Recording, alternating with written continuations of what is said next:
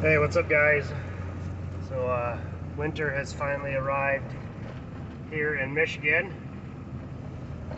and with that having some issues this morning. I originally wasn't going to do a video because I thought everything was going to be fixed pretty easy, pretty quick. It'd be kind of pointless to make a 30-second clip to throw up. First thing, the truck wouldn't start, but that needs batteries, so that's no big deal. We'll put that in later today.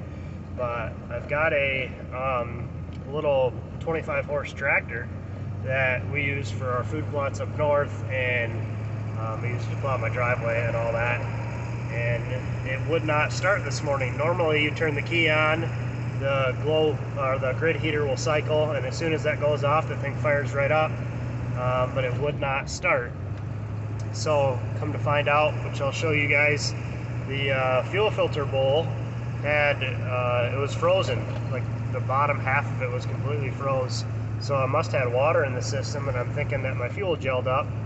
So I went and I grabbed a bunch of diesel 911, which is this stuff here. And you can put that inside of filter bowls and fuel tanks, whatnot. Just follow the directions on there, and that'll help ungel your fuel.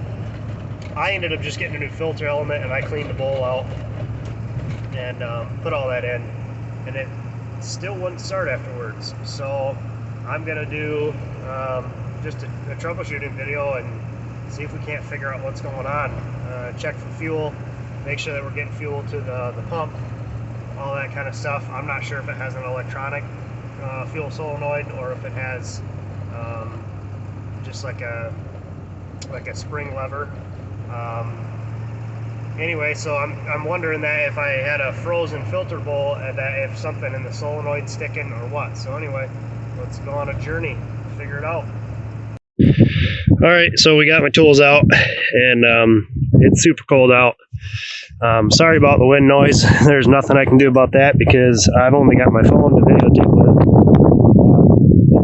Anyway, so this is that fuel bowl that I was telling you guys about.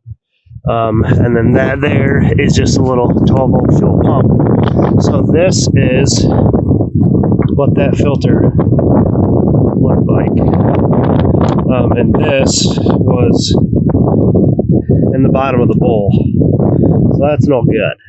So what I did was put 911 in the tank with fresh fuel, and then I turned the key on, and then I disconnected this hose, and we've got fuel coming out of the bowl, so that means the pump's working. And then I disconnected this banjo bolt here, and there's fuel coming out of there, so that means we're getting it up to the pump. But then I disconnected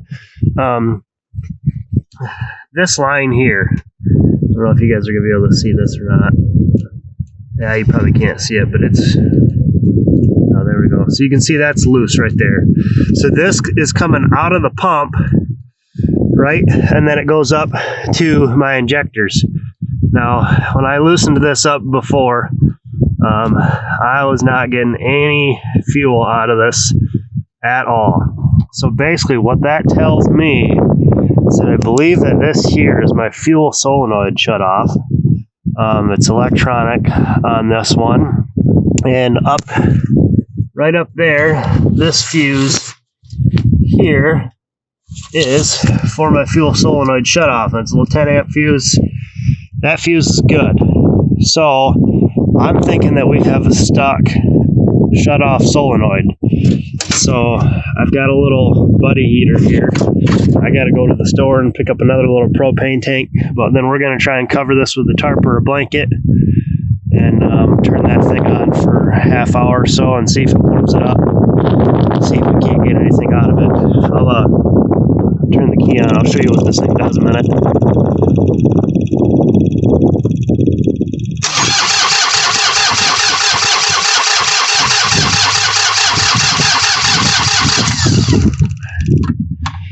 Yeah, so we should be getting something.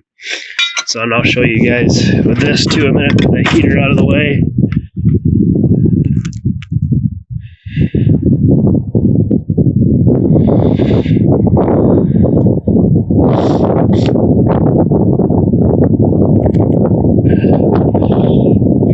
coming out of there. Yeah, as soon as you turn the key on, you can see it shooting it everywhere.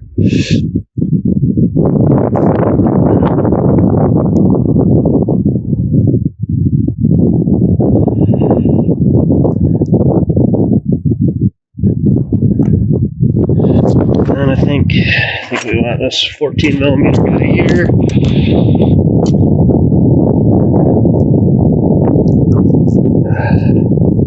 I believe that this banjo bolt here is also for fuel return, whatever the pump doesn't use. So I'll turn the key on there in a minute. Yeah, you can see everything coming out of there. So that's where we're at. We'll see if we can't get some heat under this thing and free that up and then go from there. Alright, well, you can see that I have all my tools picked up, which is a good thing, but it's also a bad thing. And the reason why it's a bad thing is because, well, I'm stupid, and that happens. So anyway, this was an issue. The fuel filter bowl, I mean, that is not what diesel fuel is supposed to look like. That's not even diesel fuel, really. I mean, that's just water. I mean, that's what this is supposed to do. The water will fall to the bottom. So it did its job correctly. But then what I did is I got way too far ahead of myself. And if you can listen, you hear all that clicking. So when you turn that key on, that starts the fuel pump. And obviously, you know, I was doing the right things, and I was checking for fuel at the pump, after the pump, all that stuff. But I guess really what happened is it lost its prime. I didn't think it would be that finicky. It's not a common rail injection system, so I thought for sure that I had a stuck solenoid, but sure enough, I talked to a buddy of mine, and he said just turn the key on and let it cycle, let it run for a few minutes, and now it starts.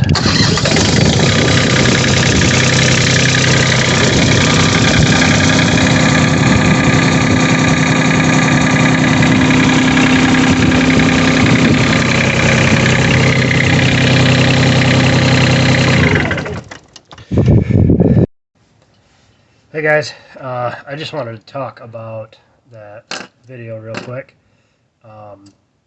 It's kind of frustrating when you're working on something and then you realize that it was something really simple. It happens all the time, unfortunately.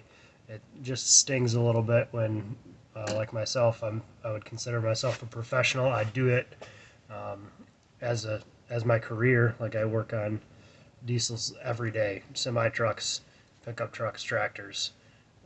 You know, I've rebuilt entire engines, but I think what it all boils back to is that whether you're a DIY guy at home or you're a professional, you have to just remember the basics. KISS. Right? Keep it simple, stupid. And I got a little bit ahead of myself, you know, which I also said in the video. And that'll happen from time to time. I mean, I've got a lot of stuff going on right now. My wife and I are trying to move to a new place, which was going to be great because we'll have a little shop there that I can do some projects in. But basically, yeah, so I got too far ahead of myself.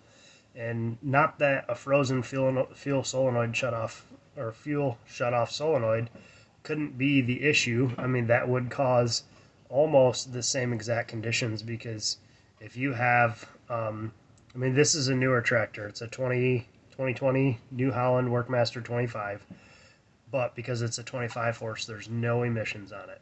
So basically, it acts like an older, not mechanical engine, but there's no emissions on it, no EGR valve, no DPF filters, SCR, anything like that. So typically, if you have a crank no start issue, you can look at the exhaust and see whether you're getting smoke or no smoke out of it. Because if you're getting white smoke, it's generally unburnt diesel fuel, and you just don't have enough heat in your cylinders, or you have no white smoke, which means you're getting zero fuel to the tractor. And that was the issue that I was having. So I immediately start thinking fuel shutoff solenoid and whatnot, and it just ended up being an unprimed system. So that leads me to the second point is no matter what, whether you're a pro or a DIY guy, don't be afraid to ask somebody for help.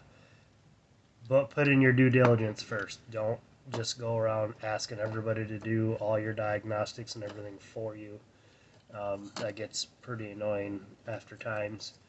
But I just called a buddy real quick and was like, "Hey man, this is what it's doing. This is what I did. I kind of think it's fuel shutoff solenoid." And he said, "Does it self prime?" It's like, "Yeah, I'm pretty sure." I said, "We'll just turn the key on, leave it sit for 5 minutes, see what happens."